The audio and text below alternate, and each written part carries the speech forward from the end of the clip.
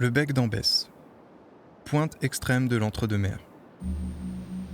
Ici, la Garonne et la Dordogne y mêlent leurs eaux et forment la Gironde, le plus grand estuaire d'Europe.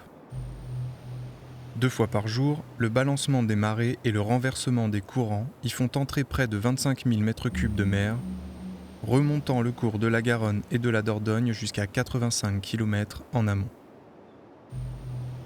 Un géant d'eau, de sable et de limon, dont le lit est encombré d'îles et de vasards, et les rives bordées de falaises, de palus et de marais.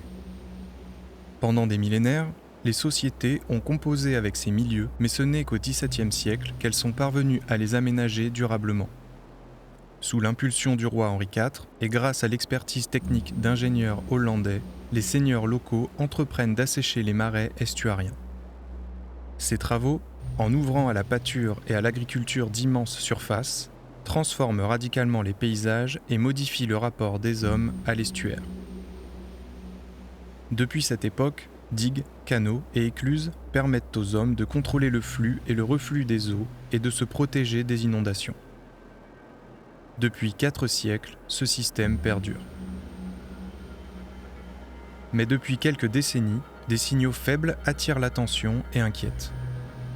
Des espèces de poissons, jadis cantonnés dans l'embouchure de la Gironde, frayent désormais très en amont dans l'estuaire, favorisés par l'augmentation de la température de l'eau et de sa teneur en sel. Les rendements de maïs, culture prédominante dans les marais desséchés qui bordent l'estuaire, diminuent sensiblement en raison de la salinité de l'eau d'irrigation. Des événements météorologiques extrêmes se répètent, provoquant des submersions et des inondations parfois catastrophiques. Le climat change et questionne les fragiles équilibres écologiques, la durabilité des aménagements hérités du passé et la nécessaire adaptation des activités des hommes qui vivent ici. La submersion des terres inquiète particulièrement et les zones humides, asséchées avec constance pendant des siècles, sont regardées avec de nouveaux yeux par les acteurs du territoire. Pourraient-elles apporter des solutions à cette problématique si elles étaient gérées différemment ? Fort de son expertise dans le domaine de la gestion des espaces naturels, le Conservatoire du littoral a lancé en 2018 une étude archéogéographique des rives et des marais estuariens du Haut-Médoc. Son but, retracer l'histoire de l'assèchement de ces zones humides, en comprendre les ressorts, les logiques, les dynamiques qui s'exercent sur le long terme et imaginer les futurs des territoires. Un territoire d'hommes, de terre et d'eau que le parc naturel régional du Médoc a pour mission de préserver et de valoriser et que les syndicats de bassins versants gèrent au quotidien.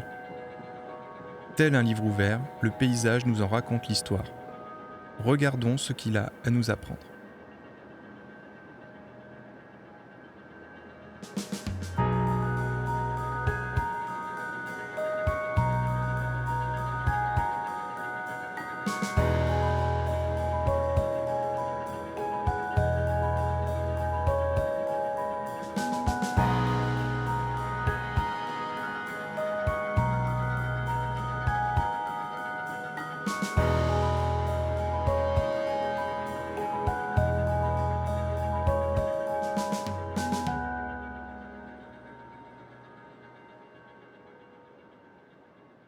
Sur la plaine alluviale, entre Margaux et Cantenac, les photographies aériennes attirent notre attention sur une série de formes en amande qui rappellent celles de l'île de la Tour de Mons, au milieu du bras de Mâcon.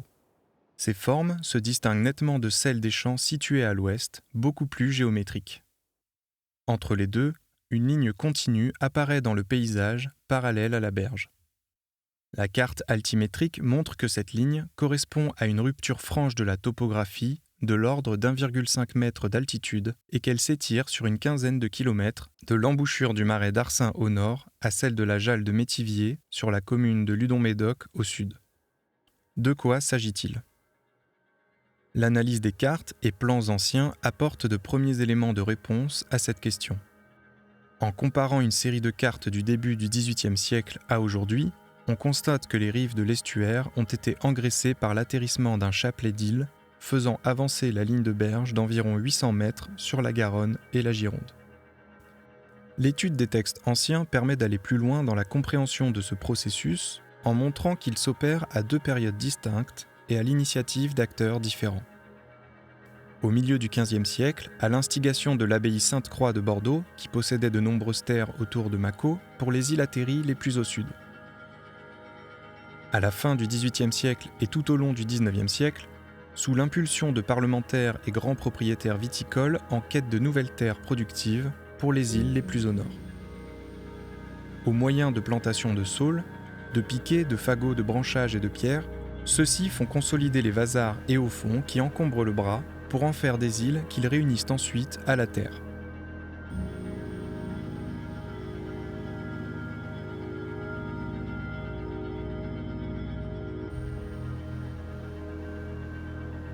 Entre la fin du XVe et la fin du XIXe siècle, ce sont ainsi plus de 1000 hectares qui ont été gagnés sur la Garonne et la Gironde.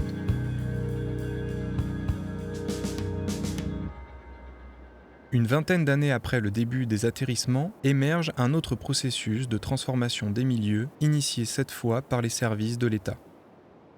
En vertu d'une loi de 1807 sur l'assèchement des marais considérés comme insalubres, la préfecture de la Gironde engage d'importants travaux dans les marais du Haut-Médoc.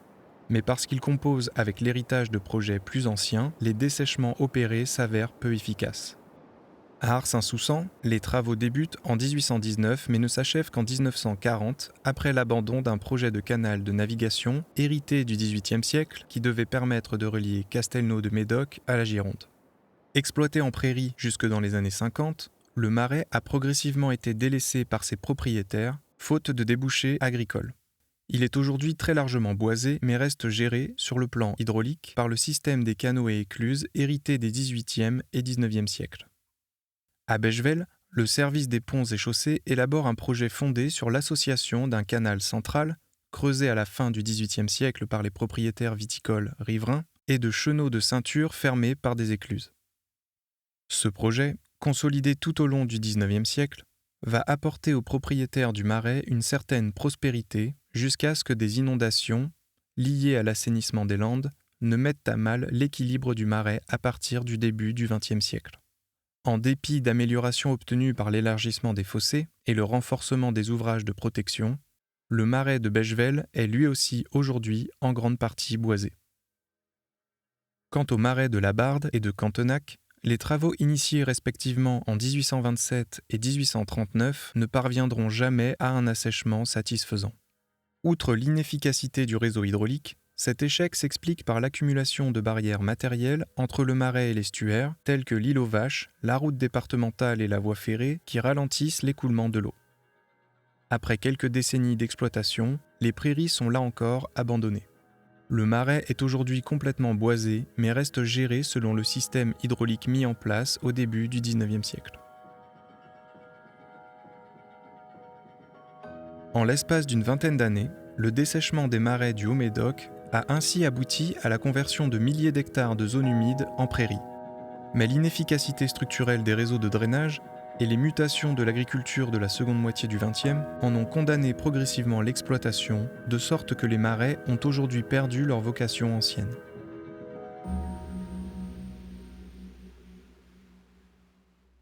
L'atterrissement des îles et le dessèchement des marais au cours du XIXe siècle vont avoir des conséquences durables sur l'environnement et sur les conditions socio-économiques du Haut-Médoc. En reculant la ligne de berge, ces atterrissements vont d'abord provoquer l'envasement de nombreux ports qui jalonnaient alors les rives du Haut-Médoc, conduisant à la ruine de l'activité de cabotage et à la bascule du fret vers le train à la faveur de l'ouverture de la ligne de chemin de fer. Les berges du Haut-Médoc perdent ainsi définitivement leur fonction d'interface entre l'estuaire et l'arrière-pays. La seconde conséquence de ces atterrissements est le colmatage du bras de Mâcon consécutif aux travaux engagés par l'État dans la seconde moitié du XIXe siècle. Pour sécuriser la navigation dans l'embouchure de la Garonne, affectée par les déplacements de limons liés aux atterrissements, l'ingénieur Jules-Marie Perrier propose, en 1849, de réunir les trois îles situées au milieu de l'estuaire. Son projet prévoit de creuser sur les flancs est un chenal de navigation profond vers la passe du Bec, où des digues permettent d'orienter le courant vers l'embouchure de la Garonne. Afin d'améliorer l'effet de chasse dans la passe, le bras de Mâcon est fermé par des digues submersibles qui bloquent la circulation des alluvions. Réduit en largeur par les atterrissements de la première moitié du XIXe siècle, Le bras de Mako va ainsi être progressivement réduit en profondeur, provoquant, à l'échelle de l'estuaire, un effet d'entonnoir entre la Grande Île et la rive droite de la Gironde.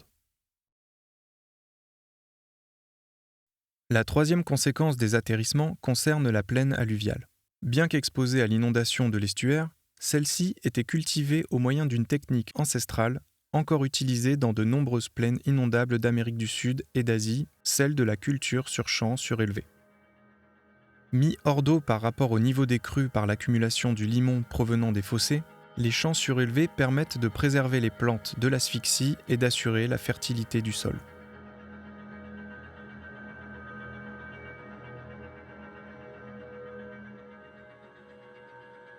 La cartographie des microreliefs de la Palue permet d'identifier nombre de ces champs surélevés anciens, formant des ensembles compacts sur toute la longueur de la plaine alluviale. L'atterrissement des îles au cours du XIXe siècle et l'édification d'un rideau de digues pour les protéger vont rompre cette construction très résiliente en bloquant son inondation et donc sa recharge en limon.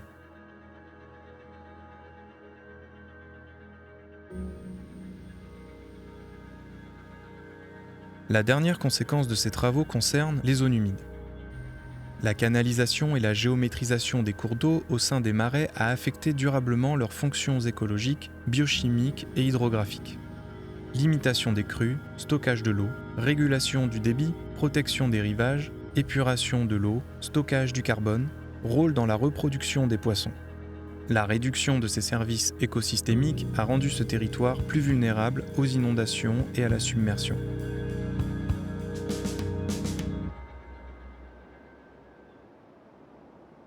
Ce récit de l'aménagement des paysages du Haut-Médoc permet de comprendre les dynamiques passées à l'origine de leur état actuel. Il permet aussi d'anticiper ce que pourrait être l'avenir de ce territoire à l'horizon des 50 prochaines années au regard des évolutions prévisibles induites par le changement climatique. Faut-il maintenir les aménagements hérités en l'état par un ajustement progressif des ouvrages, sachant que des aléas forts et répétés auront des impacts négatifs majeurs sur les milieux et les activités ? Faut-il, au contraire, et malgré les conséquences préjudiciables aux zones humides, lutter contre l'eau en poursuivant les travaux de dessèchement et d'endiguement ? Faut-il initier une politique transversale des territoires, des écosystèmes et des usages qui permettra de faire émerger de nouvelles solutions d'adaptation fondées sur la nature face au changement climatique ?